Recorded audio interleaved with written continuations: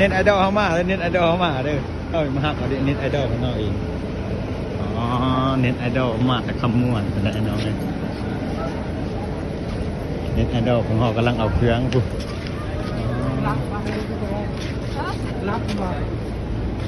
ไอดอลใช้เครื่องใช้เครื่องด้วยจ้ะ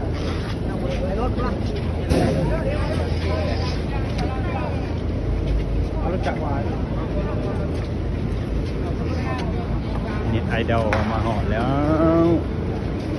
เครื่องเต็มอัดไอ้น้องเลยดูสายตานี่นะนะครับของคนงานนะครับอยู่ด้วยคนงานด้วยนะครับอยู่ด้วยนะครับหลายจำนวนหลาย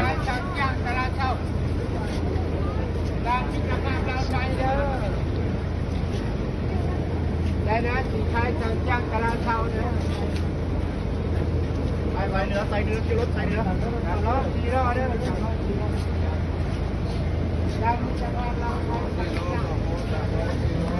เน็ตไอดอลเขามาหอดอะไรเน็ตไอดอลหอดแล้วผู้เน็ตไอดอลลูกชายเน็ตไอดอล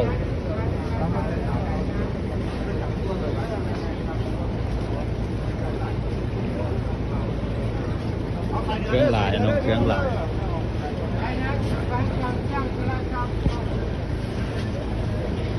รถไฟ103เด้อ